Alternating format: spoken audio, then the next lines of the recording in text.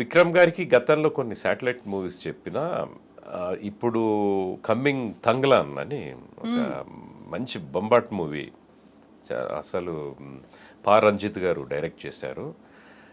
ఆ, అద్భుతమైన చిత్రం, ప్రతి ఒక్కరూ చూడాల్సిన చిత్రం, కల్ట్ అంతే. అంటే ఇండియన్ స్క్రీన్ మీద మరో అద్భుతమైన చిత్రం రాబోతోంది తంగ్లాన్. అందులో నేను విక్రమ్ గారికి చెప్పాను. అఫ్ కోర్స్ ఈ అవకాశం కూడా నాకు శ్రీనివాసమూర్తి గారు ఇప్పుడు ప్రస్తుతం ఆయన లేరు కాబట్టి అట్లాగా వచ్చింది. బట్ వాయిస్లు అన్నీ టెస్ట్ చేస్తున్నారు. అంటే ఆయన తర్వాత ఇంకెవరు నెక్స్ట్ ఆర్సీఎంఏ బెస్టా ఇంకొకరు బెస్టా అని అనుకోకుండా చూసుకుంటున్నారు ఆ క్యారెక్టర్కి ఎవరైతే సూటబుల్ అన్నది. బట్ నేను ఇవన్నీ చేయగలుగుతున్నాను అని అంటే ఫస్ట్ ఆఫ్ ఆల్ మిమిక్రీ ఒకటి, and theatre arts, PG diploma theatre arts Osmania Telugu యూనివర్సిటీలో ఎంఏ థియేటర్ ఆర్ట్స్ చేయటం. ఇక్కడికి వచ్చినప్పుడు నాకు ఇండస్ట్రీకి నాదంతా, నేను ఇక్కడ ఉమ్మడి మహబూబ్ నగర్ జిల్లా వనపర్తి ఒక ఒక చిన్న టౌన్ నుంచి వచ్చాను నేను. అక్కడి నుంచి మాకేంటంటే ఎక్కువగా మా గురువు గారు పుల్లయ్య గారు నన్ను తీర్చిదిద్దారు. యాక్చువల్గా ఆయన చేతిలో పడకపోతే నేను ఆర్టిస్ట్ని అయ్యేవాడినో కాదో అని. ఎందుకంటే చాలా తక్కువ అక్కడ స్టేజ్ పర్ఫార్మెన్సులు కానీ లేకపోతే పరిషత్ నాటకాలు లాంటివి జరగడం కానీ. ఇప్పుడు ఒక నటుడు తయారు కావాలన్నా ఒక ఒక టెక్నీషియన్, ఒక ఆర్టిస్ట్ ఎవరైనా కూడా కావాలన్నా ఒక ఒక ఇన్స్పిరేషన్ ఎక్కడి నుంచో దొరకాలి, ఎంకరేజ్మెంట్ ఉండాలి, అవకాశాలు ఉన్నాయా లేదా, భవిష్యత్ ఎలా ఉంటుందో అనేది ఆలోచనలు ఉంటాయి. మనకేమో మాకు మరి ఇక్కడ మీ వరంగల్లో అయినా కొన్ని పరిషత్ నాటకాలు అవి ఉన్నాయి కానీ లేవు. దాంతో ఏంటంటే నాకు మా గురువు గారు ఒక ఏకపాత్ర అభినయం, దుర్యోధన ఏకపాత్ర అభినయం నేర్పించడంతో నాకు అక్కడి నుంచి ఒక నటన మీద ఆసక్తి పెరిగి బాలానందం బాల వినోదంలో చిన్నప్పుడే ప్రోగ్రామ్స్ ఇచ్చేవాళ్ళం ఇక్కడికి వచ్చి ఆల్ ఇండియా రేడియోలో లైవ్, ఆ రోజుల్లో లైవ్. అట్లాగా చేస్తూ ఇంకా తర్వాత కాలేజ్ డేస్లో స్కూల్ డేస్లో మిమిక్రీ చేస్తూ మా టీచర్స్ని మా నైబర్స్ని ఇమిటేట్ చేస్తూ ఫ్రెండ్స్ని ఇమిటేట్ చేస్తూ అలా అలా అలా అలాగా అక్కడ ఒక ప్రైవేట్ స్కూల్లో వర్క్ చేసి ఖాళీగా ఉన్నాను. ఇంకా ఇలాగే అయిపోతుంది. మాకు ఒక ఆర్కెస్ట్రా, కృష్ణ చైతన్య కళానికేతన్ అని ఒక ఆర్కెస్ట్రాని పెట్టుకొని పాటలు అవి పాడుకుంటూ మా ఫ్రెండ్స్ అంతా పాడుతూ ఉంటే నేను మిమిక్రీ ఇలా వెళ్తూ ఉంది లైఫ్. అలాంటి టైంలో శివయ్య ఇట్లా కాదని చెప్పి ఇలా రా అని చెప్పి మొత్తానికి ఇక్కడికి రావటం. ఇక్కడికి వచ్చిన తర్వాత పీజీ డిప్లొమా ఇన్ థియేటర్ ఆర్ట్స్లో గురువు గారు ప్రదీప్ కుమార్ గారు, ప్రసాద్ రెడ్డి గారు మమ్మల్ని తీర్చిదిద్దడం. ఆ తర్వాత ఎంఏ థియేటర్ ఆర్ట్స్లో తల్లావుజుల సుందరం మాస్టర్ గారు, మల్లాది గోపాలకృష్ణ గారు, వినోద్ బాల గారు, వీళ్ళు మాస్టర్స్ అందరూ, చాలా భూషణం గారు, ఇంకా చాలామంది, కళ్యాణి మేడం, వీళ్ళంతా కూడా మమ్మల్ని సానబట్టి వాళ్ళ పొరపాట్లు, మేము చేస్తున్న పొరపాట్లు, ముఖ్యంగా నాకు మొదటి నుంచి నా వాయిస్ మీద ఒక కాన్ఫిడెన్స్, వాయిస్తోనే ఏదైనా చేయాలని ఆల్ ఇండియా రేడియోలో కూడా యువవాణి ప్రోగ్రామ్స్ క్యాజువల్ అనౌన్సర్గా చేశాను. చేసినప్పుడు అక్కడ చాలా విషయాలు, అబ్బో అసలు వాచికానికి సంబంధించి అక్కడ జాయిన్ అవ్వడం అనేది ఒక పెద్ద గిఫ్ట్ మాకు. అది అనుకోకుండా లభించిన వరంలాగా నేను ఫీల్ అవుతాను.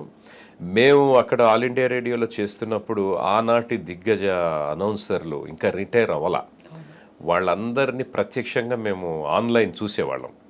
చూసి ముఖ్యంగా చాలా, అంటే చాలా అనాలని కూడా తెలియదు, చాలా అని అనేవాళ్ళం. దాన్ని సెట్ చేసుకొని అట్లాగా అళ్ళాలు అణాలు లాంగ్వేజ్ని సరి చేసుకుంటూ ఒక్కొక్క మెట్టు ఈ రోజుకి తెలియని ఎన్నో పొరపాట్లు చేస్తాను. నా వాయిస్ ఒక సినిమాలు, టీవీ సీరియల్స్ అనే కాకుండా యాడ్స్ అన్ని వింటూ ఉంటారు కదా, ర్యాంకులు రాగానే. ఎగ్జాక్ట్లీ అదే అడుగుదాం.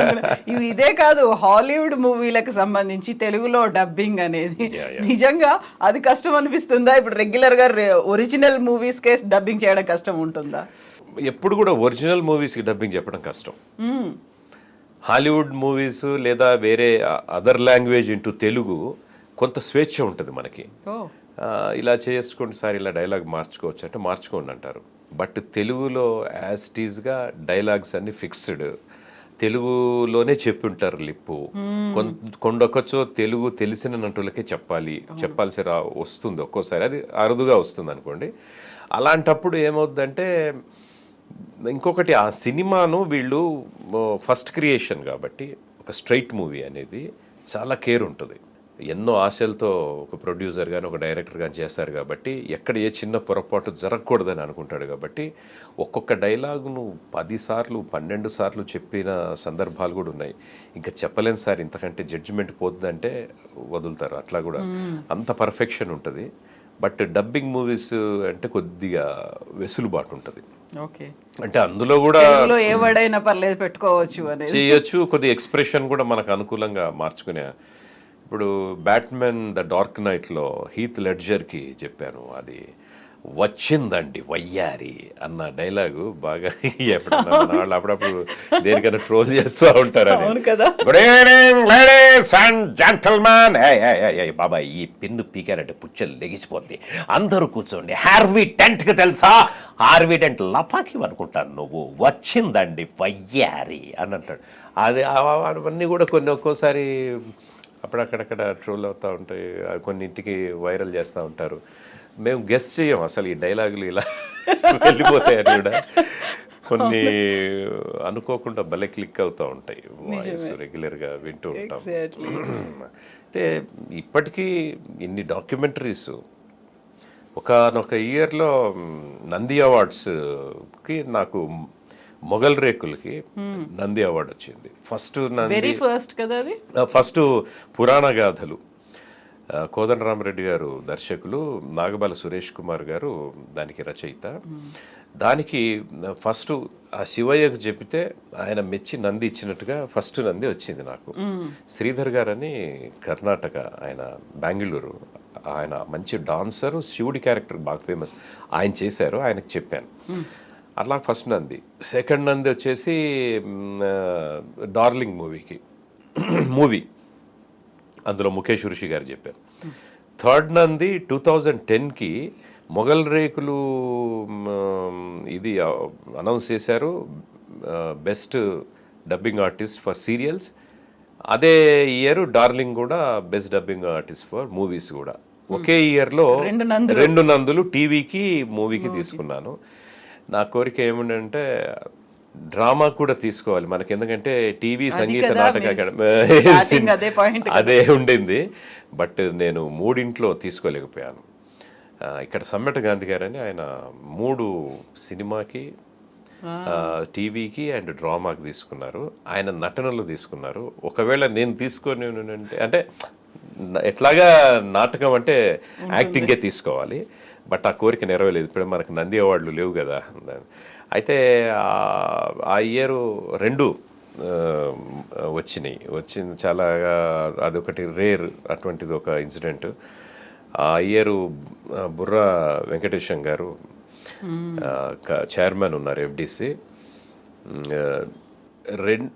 మనకు ఆయనకు మూవీలో వచ్చింది కదా, టీవీలో ఇంకెవరినైనా మనం ఎంకరేజ్ చేద్దాము, ఆయన ఒకే ఇయర్లో 2 ఎందుకు, నెక్స్ట్ బెస్ట్ ఎవరున్నారు చూడండి అని అన్నారు. అంటే కమిటీ ఆలోచించింది, ఆయన అన్నమాట కూడా కరెక్టే కదా అని ఆలోచించిన తర్వాత మళ్ళీ వాళ్ళు ఏమనుకున్నారని అంటే, ఆ ఇయర్ మార్గదర్శి, నేను వాయిస్ ఓవర్స్ చెప్తాను, తీర్థయాత్ర మార్గదర్శి నాకు మంచి పేరు తెచ్చిపెట్టాయి ఈటీవీ. అందులో సార్ క్రీస్తుదాసు అని ఒక మార్గదర్శి ఎపిసోడ్కి మనం బంగారు నంది ఇచ్చాము, అది ఆర్సీఎం వాయిస్తో వెళ్ళింది. అట్లాగే నాబార్డుది ఒకటి మనకు వెండి నంది ఇచ్చాము, అది ఆయన వాయిస్తోనే ఉంది. అట్లాగే అభినవ పోతన వానమామలై వరదాచారి అని నాగబాల్ సురేష్ కుమార్ గారు చేసిన డాక్యుమెంటరీకి మిత్రుడు దినేష్ గౌడ్ వీళ్ళందరూ చేశారు, దానికి కూడా మనం వెండి నంది ఇచ్చాము. ఈయన వాయిస్తో 3 నందులు వచ్చినప్పుడు మనం ఎందుకు ఇవ్వకూడదు అంటే ఇచ్చేయండి అన్నారు. ఆయన కూడా నాట్ ఓన్లీ సీరియల్, ఈయన వాయిస్తో ఇంకొక 3 నందులు వచ్చిన వాటిల్లో ఉన్నాయి కదా అంటే అప్పుడు కరెక్టే, ఎస్ హీ డిజర్వ్స్, సరే అని ఇచ్చారు.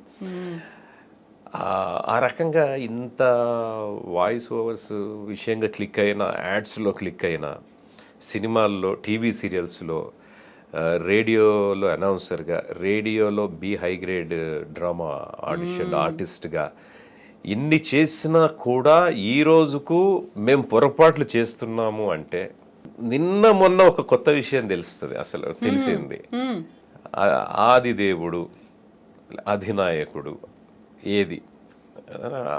ఆదిదేవుడు అంటే ఆదిదేవుడిలో దాకు ఒత్తి ఎక్కడుంది అంటే మా కో డైరెక్టర్ గారు చెప్తే, అరే అవును కదా, ఆదిదేవుడు అంటే ఆది పురుషుడు, ఆదిదేవుడు, ఆది యోగి, దాకు ఒత్తి ఎక్కడుంది అంటే ఇలాంటివి ఇన్ని అవార్డులు వచ్చి ఇన్ని సంవత్సరాలుగా వర్క్ చేసి ఇంతమంది మన వాయిస్ విని మనల్ని కూడా ఫాలో అవుతుంటే కొంతమంది నేను పొరపాట్లు చేయటం అనేది సమంజసమా?